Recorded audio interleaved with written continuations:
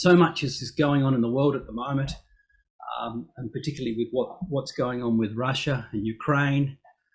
It's good to consider this, and it's a great encouragement for us all as we're waiting for the return of Christ, as we witness what we would say the jigsaw pieces of what we expect at the time of Armageddon, the time of the end, slowly coming into place, slowly but surely, which is telling us that the return of Christ is close. So, of course, I won't go through all this, but we know we're in that part of Revelation, which is Revelation 16, which is the final sixth vial, that sixth vial before Armageddon. Okay, and after that we have the seventh vial, which is the final judgments, and then the kingdom of God is established on the earth. So the spirit-like frogs going out into the world, we know that's the era that we are living in, which will be when Christ returns from Revelation 16. We won't look at all of this tonight. We just want to mention it briefly, and then we'll go over to focus on particularly on what's going on with Russia as the forces in the world, and what's the messages that are coming out in the world telling us that time of all nations coming together for Armageddon is close. And so what the sixth vial tells us is that while these spirit-like frogs are coming out of the mouth of the dragon, the beast, and the false prophet, while they are going out to the kings of the earth to gather them together, then in verse 15, Jesus comes back to the household of faith. Look, I will come like a thief. Blessed is the one who stays alert and does not lose his clothes, so that he will not have to walk around naked and his shameful condition be seen. And so then in verse 16, then we have the battle of Armageddon occurring.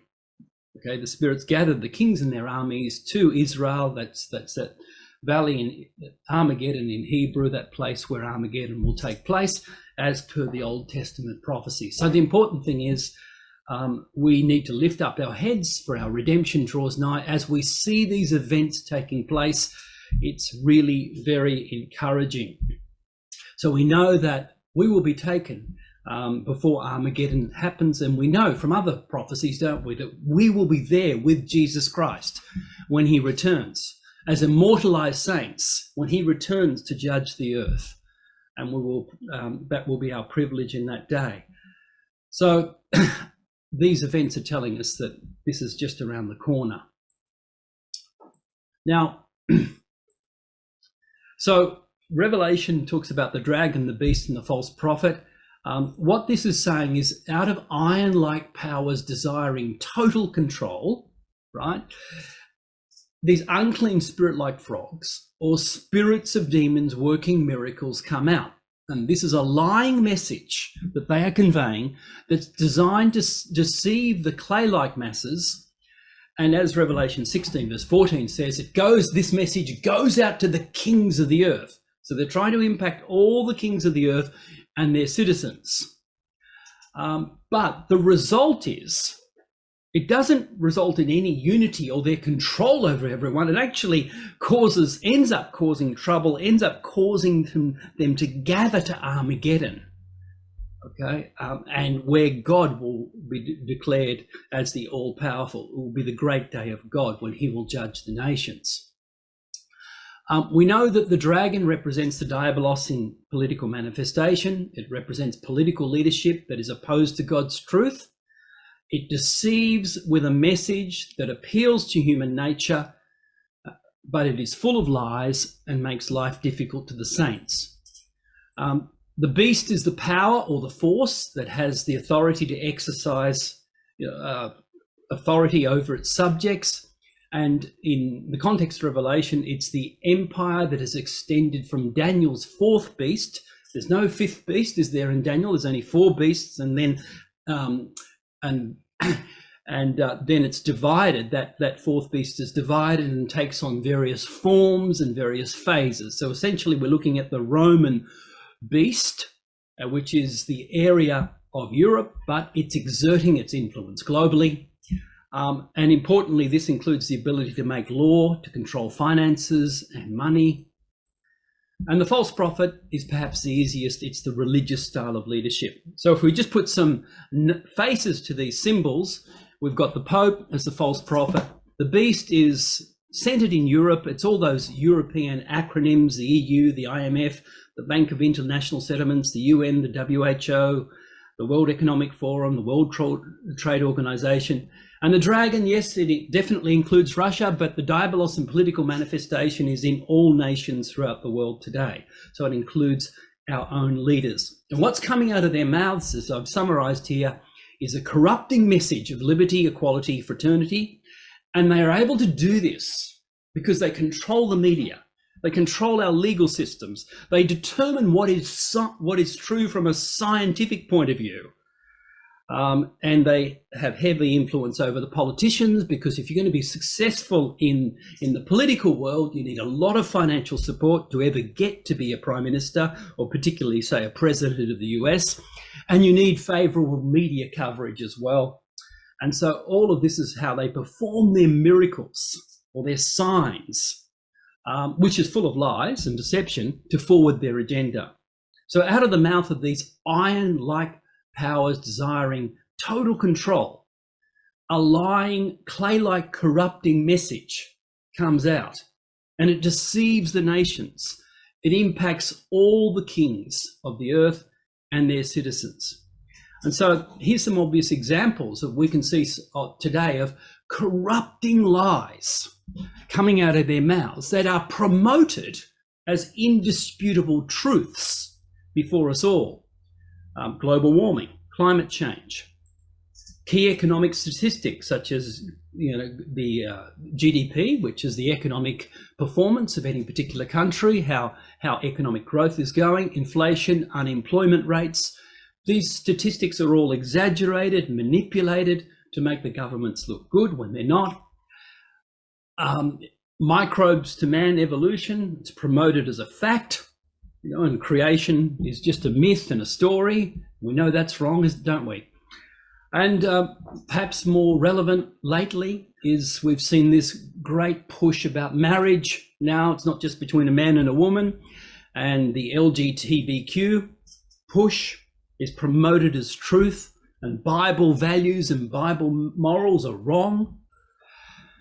And also one's gender is based on no longer as God created as a male or a female, but based on your deep internal experience of how you feel things deeply. And then there's the some obvious examples over the past few years. Saddam Hussein holding weapons of mass destruction, which was never the case. Gaddafi oppressing the Libyan people, and America brought freedom and peace to Libya, which was not the case. And Assad using chemical weapons on his own citizens. These were all justifications that the media drummed out. And they were lies, but the reason the media drummed out these lies was to enable invasions of these countries. And the real issue is control of resources, control of keeping the US dollar as the currency for oil and global trade, dominance, of finance and money. They're the real reasons for those incidents, but there were other things that the general public was lied about. And even Russia interfering with the 2016 US presidential election. For 5 years, the Democrats just hung on that, but it was all lies. And right now, the media is portraying that Russia is the only evil, provocative aggressor in Ukraine. And that Russia has no right to be there. And what Russia is doing is absolutely terrible. And of course, America and the West are the good guys. So it's not quite the truth. There's a bit of truth and error there. So what we want to have a look at tonight is what's going on, particularly in Russia, how Russia is increasing its territory while being provoked by the King of the South.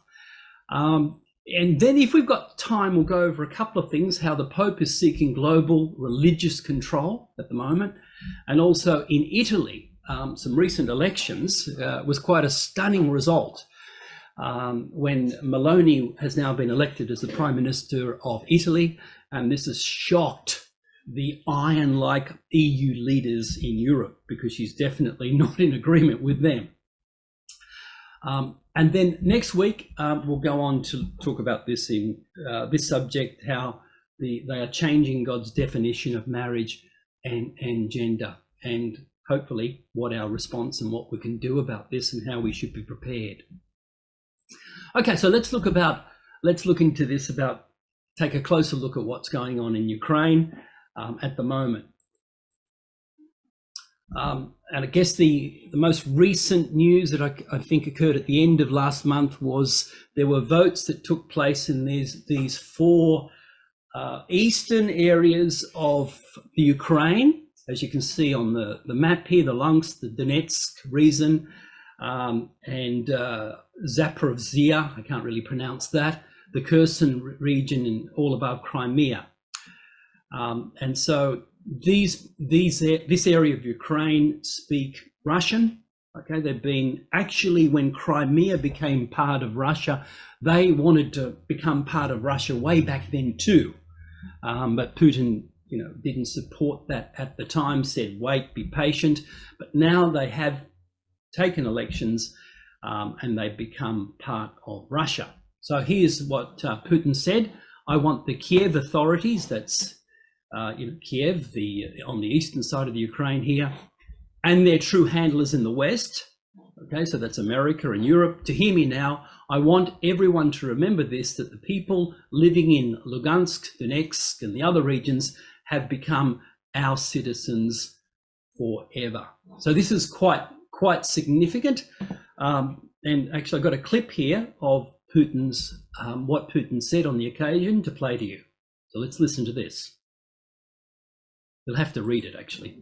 Но нет ничего сильнее решимости миллионов людей, которые по своей культуре, вере, традициям, языку считают себя частью России, чьи предки на протяжении веков жили в едином государстве. Нет ничего сильнее решимости этих людей вернуться в свое подлинное историческое отечество.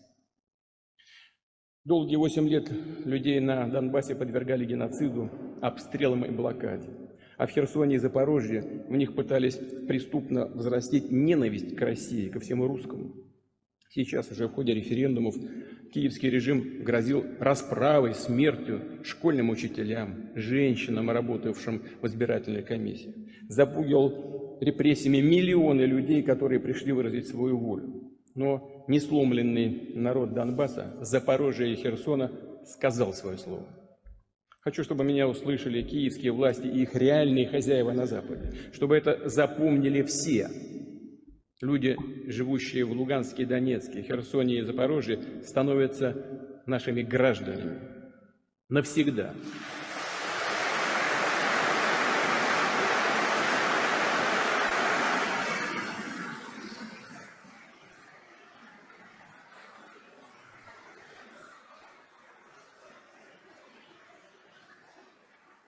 Мы призываем киевский режим немедленно прекратить огонь, все боевые действия, ту войну, которую он развязал еще в 2014 году, и вернуться за стол переговоров.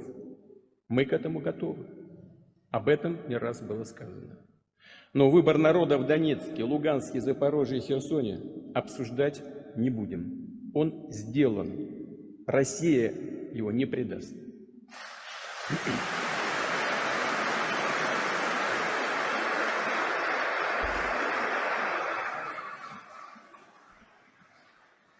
И сегодняшние киевские власти должны относиться к этому свободному волеизъявлению людей с уважением, и никак иначе. Только таким может быть путь к миру. Мы будем защищать нашу землю всеми имеющимися у нас силами и средствами. И сделаем все, чтобы обеспечить безопасную жизнь наших людей. В этом великая освободительная миссия нашего народа. All right, so as you can heard him or read what he was saying through the subscripts there, Putin is very determined there that these countries, these these portions, these 4 regions have now become part of Russia forever. And what they've done is come in and defended them against what has been a very oppressive, what he describes as very oppressive policies by Kiev and their handlers in the West. And that now that these four regions of the Ukraine have become part of Russia, that will never be reversed, and he will defend them. Okay, so he's portraying himself as defending the people, the Russian side of Ukraine, but the Western media, you will note, it portrays something entirely different. When you read the Western media, Ukraine, Ukraine denounces Russia as a terrorist state before the United Nations. Russia's the terrorist. And world leaders slam Putin's atrocities and war crimes. And horrific, Biden, more officials condemn Russia's sweeping strikes on Ukraine and reconfirm US aids. So they're making out that what Russia is doing is absolutely terrible, that Russia's enemy number one. Russia's missile stack, Sky News Australia, Russia's missile strikes on Ukraine were really appalling attacks. And the G7 is going to hold crisis talks on Russia's bombing blitz in Ukraine. So this is what we've been bombarded with in the media every day. Russia's war, Russia's the invader. Putin is making, and then they're making it out as if Putin is losing, and Ukraine is winning. Putin is making strategic errors, and Russia's military leadership is increasingly factional. And that Russia's latest attacks on Ukraine are a show of weakness, that the West is winning the war, that Putin's about to have a heart attack and drop dead, that everything is going wrong for Russia, and ultimately the war they're fighting, they will be victorious against Russia, is what's being portrayed in the Western media. The UN General Assembly applauds the Ukraine, shuns Russia in tense meeting just hours after deadly missile strikes. The reporting is all one way. The UN takes up measures to demand reversal of Russia's annexation of the Ukraine region. So now we're going to try and reverse that decision. And so the EU adopts its latest package of sanctions against Russia and over the illegal annexation. This annexation wasn't democratic. It wasn't the will of the people. It was entirely illegal, is what the Western media is conveying. A sham. They're calling it a sham. A sham accession referendum. And then I like this one. Russia is buying North Korean weapons to keep its Ukraine war going, as if Russia's on the verge, about to collapse. Now, I don't think this is the case. Some of it might be true, but I think Russia is calmly and calculatingly making a lot more progress and will be around for a lot longer. And we're not being told of the strategic advancement that Russia has actually is making in the Ukraine, in definitely taking over that eastern side, and definitely, it's not about to collapse. It's actually economically doing quite well, but the Western media is keeping this from us. Now, and so there's a true saying. This was said by an ancient Greek philosopher, Aeschylus, who's supposedly the father of tragedy. In war, truth is the first casualty. Whether he actually said this is debated, but nevertheless, it's a self-evident truth. And someone takes it a little bit further by saying it's often being observed that the first casualty of war is the truth. But that's a lie too, in its way. The reality is that for most wars to begin, the truth has to have been sacrificed a long time in advance. So what are we to make of this? Russia's saying one thing, the Western media is saying an entirely different thing. Well, what we have to do is take our big picture view on what's going on, not from the media, but from what the Bible says. Because this is our rock, isn't it? This is our anchor, and God has given us Bible prophecy to encourage us, to let us know what we should expect to be happening in the last days. And as we've already seen, we can expect lies to be coming out of the media. That's the frog-like spirits. It's a corrupting message that will be coming out to forward their own agenda. Okay. And of course, with respect to Russia, the Bible also tells us in Ezekiel 38, okay, the alignment of that Russia will have all these nations aligned with it, and it will come down and invade Israel in the future. And that the Western powers will be unable to stop the northern invasion. And in this day, the Bible's telling us we can expect that the Western powers, they're very strong in influencing Europe and the world at the moment, but they will be a lot weaker. And that Russia will align with much of Europe. And this means that we should be looking out for Europe to kick the US and NATO out. But right now, at this juncture, Europe is doing exactly what America wants, even though much of its population is going to freeze this winter. And so the biggest threat to US global dominance, which it's enjoyed since World War II, is the alignment of Russia with Europe and China together. You get those three together and it's a game over for the US as the world's global policeman and dominating global trade. So right now, the US is doing everything it can to prevent Europe aligning with Russia. And that's one of the key things, the big picture things that is going on. And of course, Daniel 11 also tells us that at the time of the end, the king of the south will push at the king of the north, right? But then the king of the north will come against him like a whirlwind with chariots and with horsemen and many ships, and he'll come down and enter into the countries and overflow. So the Bible tells us that at the time of the end, the king of the south, and that's Tarshish and the young lions, the Western powers, will be the ones that are provoking the king of the north. And so that's the context, just briefly on the context of Daniel 11. Daniel 11 speaks about the king of the north and the king of the south through the whole chapter. And it follows the history since the breakup of the Greek empire into four different areas, headed by Cassander, Lysimachus, Ptolemy, and Seleucus. And it's these two, Ptolemy and Seleucus, that became important, the dominant parts of the split Greek empire for much of history. And so Daniel 11 refers to this. The king of the south, from verse 5, shall be strong, and one of his princes, and he shall be strong above him, and have dominion, and his dominion shall be a great dominion. And the king of the south will fight, with the king of the north. So throughout the chapter, there's this constant battle between the king of the north and the king of the south.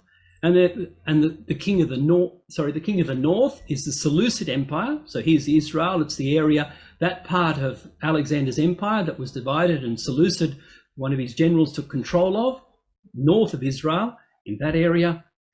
And so that's the territory of the king of the north. And you can see today, it's really covering that area of Syria, Iran, Iraq, Afghanistan, and right down into Pakistan, actually. So it's that area that's referred to as the king of the north, and we know Russia's got its bases there, so quite an aligning with these countries, so it's very interesting from that perspective. And then the king of the south is the Ptolemaic Empire, which was based in Egypt at the time for many years. And so the prophecy for our time comes back, is at the end of the chapter in Daniel 11, verse 40, where it says, at the time of the end shall the king of the south push at him. Okay, at the time of the end, the king of the south is going to be pushing at the king of the north, and eventually the king of the north will come. Well, pushing is provoking, like provoking with a prodding stick. Really provoking someone. That's the idea of that word push.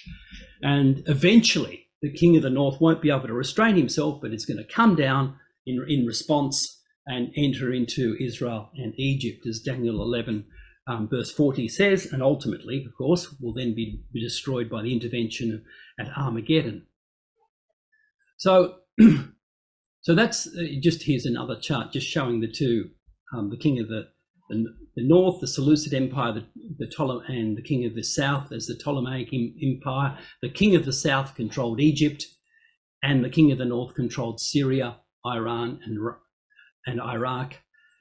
And both powers will exist. Daniel 11 verse 40 is both powers will exist in the last days.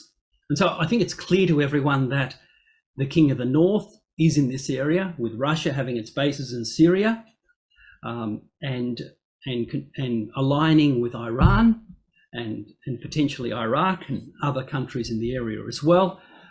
What about the king of the south? Well, the US influence in Egypt is enormous. Historically, Egypt has been an important country for the US national security interests based on its geography, demography, and diplomatic posture. And obviously you've got the Suez Canal here in Egypt as well, through which the US military and trade can all go through, enabling a great advantage for whoever's controlling that area. And also you must, in 1979, there was the peace treaty with Israel, and that remains one of the most significant diplomatic achievements for the promotion of Arab-Israeli peace. And so that's important as well. And another factor to bear in mind is that Egypt has been the second largest recipient of US financial and military aid every year, only second to Israel. Okay, and during the Arab Spring, 2011 to 2013, when Egypt decided to try and go its own way, the Egyptian economy almost collapsed because the US withheld providing that financial aid. And soon a leader, the current leader of Egypt, got back in power. He was a military man and very closely associated with the US again. And so Egypt continues. So without that US support, okay, Egypt's economy would be an absolute basket case.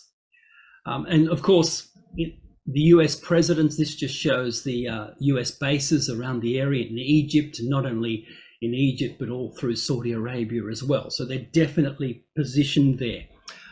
The technical term for this is hegemony. So the king of the south provides significant economic and military support to Israel and Egypt. It controls or influences the area by hegemony. And that means the position of being the strongest and most powerful nation, and therefore able to control others. And this is a chart just recognizing the US military aid that it does. Of course, Israel is the biggest recipient of US military aid, but Egypt is the second biggest. All right, so then how does the king of the south push or provoke the king of the north? Well, threaten or harm, it does it by, it can do it first of all economically, because the US has reserve currency status. And the US controls global trade and international funds transfers, for example, the SWIFT system and banking systems, international transfers all over the world. If the US decides, well, you're a terrorist, or we want to place sanctions on you, you can't trade, you cut off. And that's effectively what they've been doing to Russia. They've been trying to circle them. The old policy was simply, like the Romans did in AD 70 to Jerusalem, just surround the city. Don't let anything go in and out. Eventually the people starve, they collapse internally. So that's what the US and the Western nations have been doing to Russia for more than 10 years now, and it's become a lot more severe more recently this year. And so the US not only places economic sanctions on Russia, but has the power or the clout to make all other nations do the same. And so, for example, my company, we had to close down our business in Russia. We just closed the office, get rid of all the employees earlier this year because of the sanctions that the US placed on Russia. It meant that everyone had to comply. So that's an amazing power that they have to be able to do this. And of course, militarily, the US has the largest military budget by far in the world. And right now it's supporting Kiev's war against Russian-speaking Ukrainians. And then there's the media influence, because through their control of the media, they can control public perceptions that Russia's, the real aggressor, that Russia's barbaric, and that Russia is about to collapse. That's what they're conveying. And of course, they're able to pressure other nations to comply. And so then we see for a long time the US or the NATO have had their missile systems in countries all around Russia. Imagine it the other way around. Imagine if Russia decided to put its missile systems in like they did in Cuba or in Mexico. The US wouldn't be very happy about that at all. It'd be an active provocation. But the Western powers have been doing that to Russia for some time, and that's one of the thorny issues at the moment with Ukraine, because Ukraine is proposing to join NATO and bringing nuclear weapons, right close on Russia's border. So Russia's obviously not happy about that. Now, the Ukraine is torn between the East and the West, and this is why it's not an easy issue. Ethnically, it's a complicated situation, because you've got in the East Ukrainian-speaking people who are pro-West, and they hate the Russians. But then you've got the other side on the eastern side of Ukraine. You've got the majority are Russian-speaking and pro-Russian. So you've got this natural conflict, which is quite toxic within the whole country. And it's important to understand that. So Russia in defending particularly the eastern states here of Ukraine is defending its own Russian-speaking people. And another reason is gas, control of gas. And this is why Russia needs it. Ukraine does supply a lot of gas to the EU, and a lot of Russia's gas goes through Ukraine into Europe. And of course, historically, it's not like it's a totally different country, thousands of miles away that Russia is invading. It's historically, this was all Russian territory throughout the history. Ukraine had a small territory in 1654, the middle part here in orange. That was all it had originally. But then it expanded by the Russian Tsars, allowing Ukraine to expand over time to the larger area. And of course, as I just mentioned, all the gas pipelines that go through Russia. And you can see, by the way, in this area, the gas reserves. There's a lot of those gas reserves in this area where Russia has moved into. So economically, this area, this eastern side of Russia, of the Ukraine, is very important to Russia. And one more obvious reason why Russia's not going to go away and is going to keep this is because, as we know from Ezekiel 38, it's going to come down. It's going to come down through Turkey into Israel. And it's going to do this via Crimea and then via the eastern states that it's just acquired. All this area is very convenient. It's its transit route down into Crimea and then through the Black Sea, where it's got its warm water access port here at Sevastopol, right? Which is the only viable base for Russia with warm water access to the Mediterranean. Very convenient and important strategically for Russia to have control of this whole area, so that it can then get through the Bosphorus between there at Istanbul and down into the Mediterranean, and hence closer into the Middle East and Israel. So this is very important, and so we don't expect Russia to go back on this lightly. We expect it to continue to hold these regions. Now, just a little bit about the Ukraine crisis, some background here. In 2013, the EU gave the president of Ukraine an ultimatum to choose between Europe and Russia. And Putin's proposal, Putin responded by proposing a tripartite agreement between three parties. And that was rarely reported, but it was rejected by the US and EU officials. Okay, so at the time, now the government of Ukraine at the time was pro-Russia, and the US stirred up in early 2014 protests in Ukraine to overthrow the Russian-friendly government. And since that time, post that time, the US and the EU inserted a pro-European acting president, and that continues to this day. But then the Russian-speaking, the eastern side, the Donbas region of Ukraine, weren't happy about this, and then civil war broke out between the two regions. And in March 2014, Crimea voted to be part of Russia once again. And then in an effort to stop the civil war that was occurring, in February 2015, there was what's known as the Minsk Agreement, number 2, the Minsk II Agreement. And this was mediated by France and Germany. Okay, so Russia and Ukraine signed a 13-point ceasefire agreement. And the notable points include the withdrawal of weapons and the monitoring of the ceasefire by a European body, and the holding of local elections in these self-proclaimed Donetsk and Luhansk People's Republics to determine their future status in Ukraine. So these, as I said before, these parts of Ukraine on the eastern side, which are now part of Russia, 7 years ago wanted to do this. Okay, and that was part of the agreement, that they would be peacefully allowed to hold these elections, okay, which is the world is now calling illegal. Well, the Western media is as well. Okay.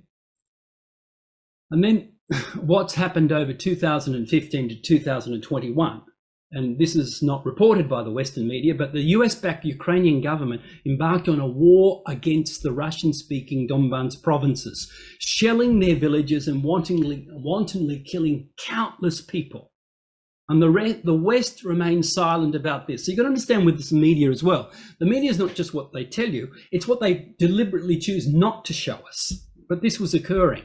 Okay, the Russians, there was genocide in Ukraine against the Russian speaking population in the Donbas regions. And despite repeated warnings from Russia that it would not tolerate Western efforts to bring Ukraine into NATO, the United States and Europe conducted annual military training exercises with Ukraine and provided military training and assistance. So they were provoking Russia all the time. And so then in December last year, Putin moved Russia militarily into the Donbass area after his request for security guarantees fell on deaf ears.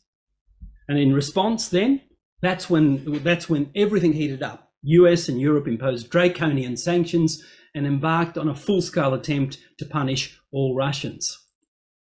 And so from January to September this year, the US and Europe massively have increased their supply of weapons to Ukraine that are used to kill the Russian-speaking people.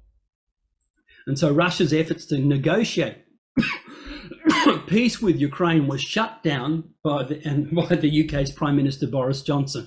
It seems that the West doesn't want peace. Russia's been trying to negotiate peace, but it's been falling on deaf ears.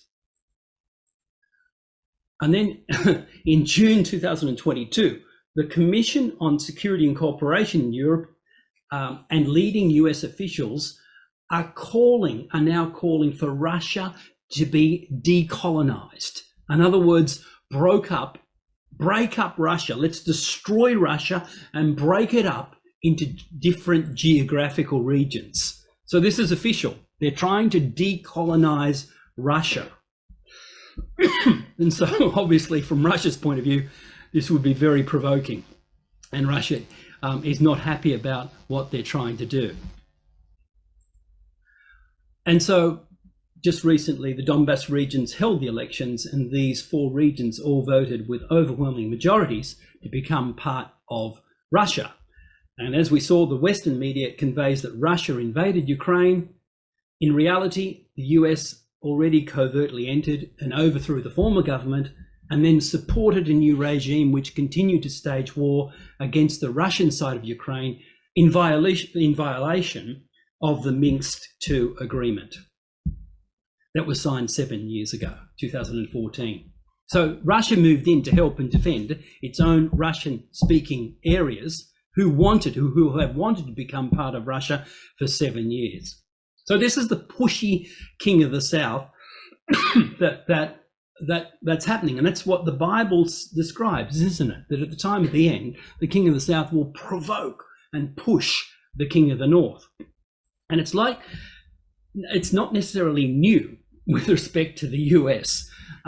Here's an article from the Washington Post, which says the US tried to change other countries' governments 72 times during the Cold War.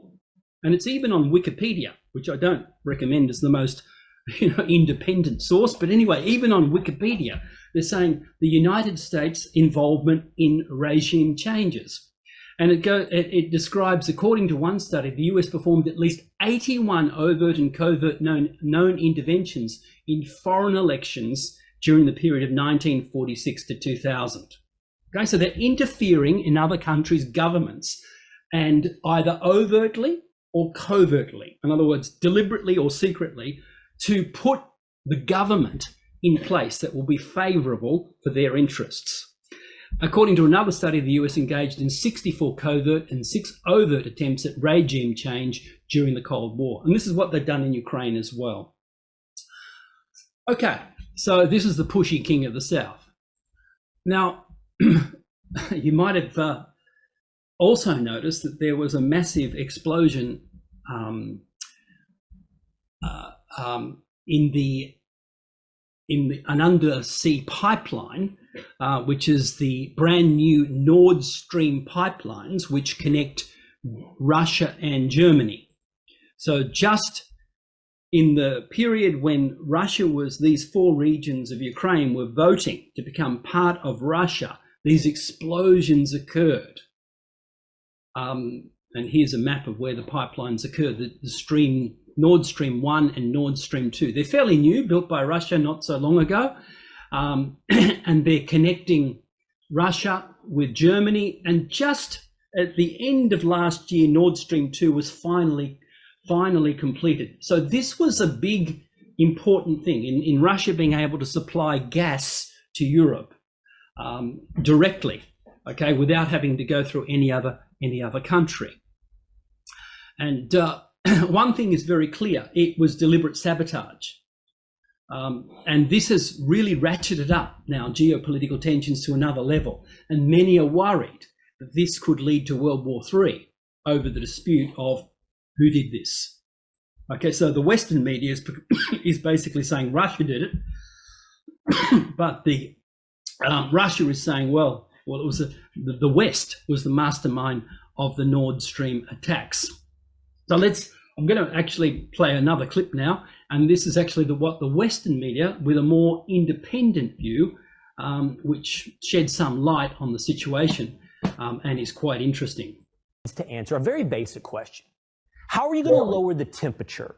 How are you going to prevent global nuclear war? It's really the only question that matters.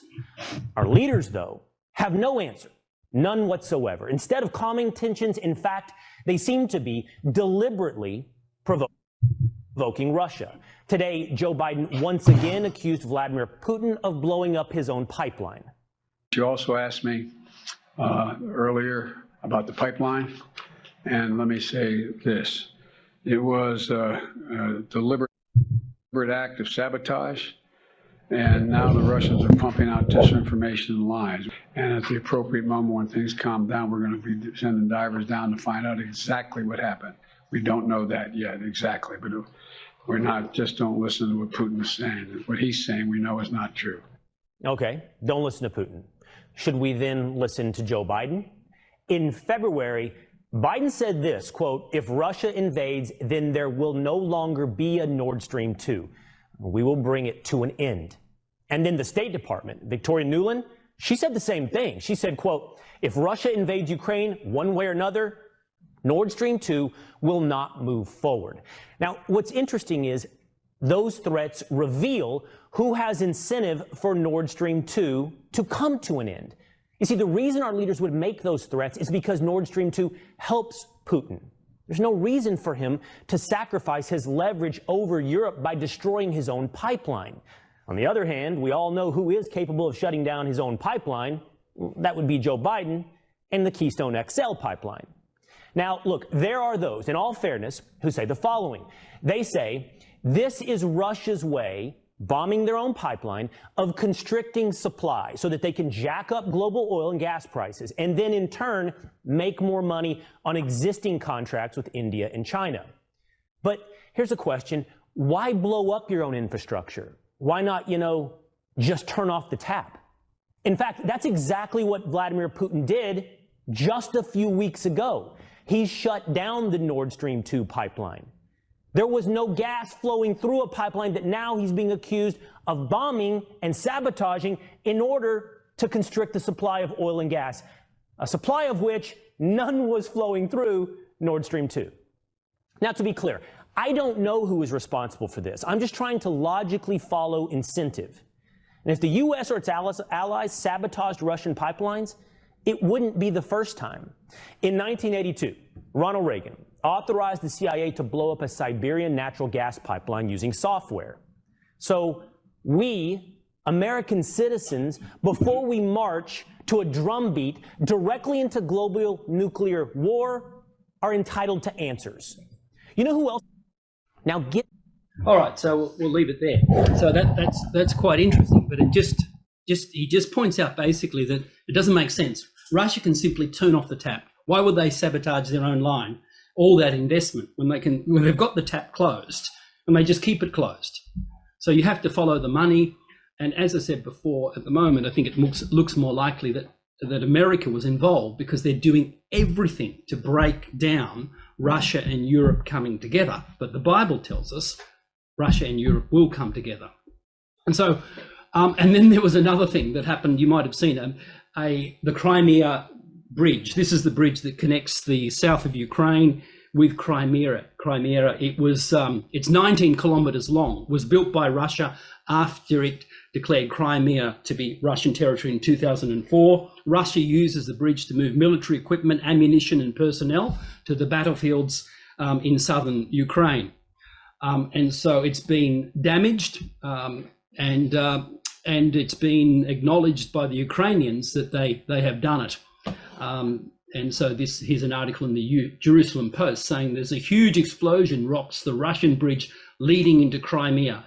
The advisor to the Ukrainian president is saying he called the explosion a beginning. He's not directly claiming Ukrainian responsibility, but he's still saying everything illegal that Russia is doing must be destroyed, everything stolen must be returned to Ukraine, everything occupied by Russia must be expelled. So things have ratcheted up to another level now with this bombing of a major bridge that Russia has built. So it's another provocation on Russia, and Russia is responding by recently, over the last few days, you may have seen in the news, striking certain infrastructure in Ukraine. So again, so what we're seeing is the King of the North, is ultimately going to come down, but at the moment he's being provoked. The King of the South is definitely pushing him in his own area, and it just does wonder, cutting off these Nord Stream pipes, and damaging that.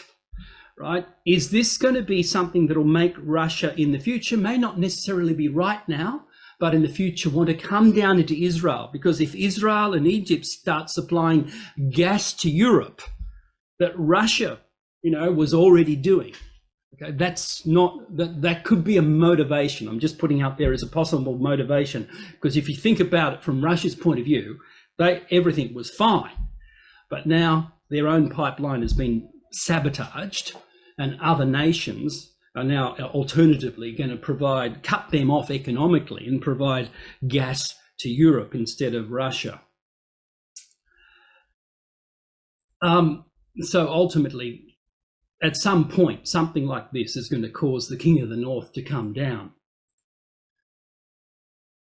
And the same with Ezekiel 38. And this is interesting because what Ezekiel 38 says in verse 4, that God is going to turn you about and put hooks in your jaws. Okay, so for some reason, it means that Russia doesn't necessarily want to come down into Israel. It's not its original intention, but something's going to happen that's going to make it change and do it. And God's going to do it. God's going to put hooks in Russia's jaws and bring them down. And so on this slide, I've tried to provide a parallel here between Ezekiel 38 and Daniel 11. And obviously we have the conflict between the two main powers. In Ezekiel 38, it's the northern group, those aligned with Gog, the Confederacy of Gog, versus the southern group, which is the merchants of Tarshish and the young lions. Daniel 11 speaks about the king of the north and the king of the south. The time setting, it's the latter days, the time of the end, when the Jews are dwelling safely. And then we learn, I'll skip this one for a minute, I'll come back to it. The Northern Confederacy will invade Israel and Egypt. It's consistent in both chapters. And the reaction of the Southern Confederacy will be, have you come to seize plunder, to take away silver and gold? They're surprised. They seem powerless to do anything about it. Daniel says that the king of the north is going to have power over the treasures and gold and silver, and of all the precious things of Egypt. And in the end, divine intervention. But what I skipped over, I want to focus on. See, Ezekiel 38, as I said, says, I will turn you about and put hooks in your jaws. Daniel 11 says the king of the south will push at him. So perhaps this is the parallel. These things are parallel because the king of the south pushing at him is ultimately the Most High rules in the kingdoms of men and gives it to whom he will. The fact that the king of the south has so much power and economic power and controls so much today is the will of the Most High. Okay, in that sense, and so the king of the south pushing at him and provoking him, okay, is parallel to what Ezekiel 38 is saying, that God is going to put hooks in his jaws and bring you out. All right, so the big picture points. As I said before, we can get a lot of misinformation in the media. What Russia's saying is not necessarily true, and what the Western media is saying is full of lies as well. But what we can expect using Bible prophecy as our guide is that Russia will keep and expand its control over Ukraine. And Russia will maintain its strategic position in Syria as the king of the north. And we can expect that the power or the influence of the West, the king of the south, will decline going forward. And so NATO influence will diminish. And we also expect that Germany and other European countries, instead of following the bid of America, will throw America out effectively and align with Russia at some point in the future. And Russia will either align with or invade Turkey.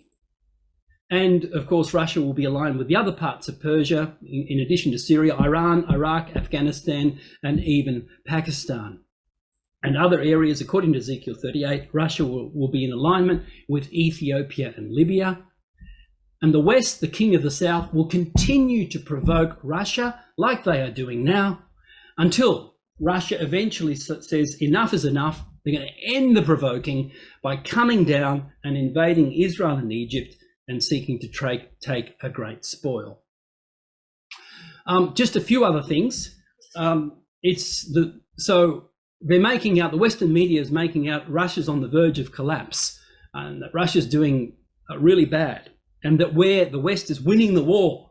And part of the reason for that, by the way, is because the US is providing $10 billion a month to aid Kiev's military support. And to keep that going, they have to tell the public and Congress that they're winning the war.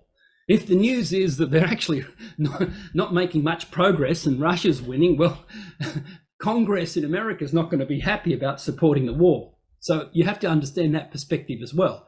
But, the Russian economy is not doing too bad despite everything happening. And here's a few articles in that regard. The resilient Russian economy surfs sanctions on oil boom. Russia's economy may face multiple long-term challenges, but for now, energy exports appear to be helping it ride out Western sanctions. And one of the main reasons is because it's getting around the US dollar system. It's trading with China and other nations, including India, outside of the US dollar system. So as this headline says, Russia and China bilateral trade moving to the yuan, the Chinese currency, and gradually replacing the US dollar. And this is becoming a theme globally now as the two countries move towards de-dollarization, getting off the US dollar as the global reserve currency, trading outside of the US dollar system. And that's definitely a result of what's occurring. It's forcing China and other nations now to no longer value the US dollar, and they're going to trade outside of that. So de-dollarization is occurring, and you're likely to hear that more and more. And the other thing is that the sanctions are really hurting Europe, okay, more than Russia, as is in the media. They're facing a very frightening prospect for this winter with no gas, a very cold winter. And the average person in Europe is not happy about this at all. And we can see that this is setting the scene for the time, at some point in the future, when when Europe, including Germany, will say we've had enough, and they'll realign with Russia. Just a quick point on Turkey. At the moment, Erdogan, the president of Turkey, and Putin are discussing ways to improve ties to end Ukraine war. So this is interesting. And as the article says here, Ankara's relations with Russia are complex, with the two countries cooperating closely on energy supplies while being at odds over Syria, Libya, and Azerbaijan. So they've got conflicts over certain things, but on other areas they're cooperating. And certainly Erdogan has gone ahead and bought Russia's missile defense system in defiance of what the US wanted them to do. And so in the lead up to Armageddon, the Bible informs us that Turkey will be with Russia, and there's two main possibilities: either by willing alignment or by an outright invasion by Russia. So both are possible. We just watch this space, watch this area as something important is coming.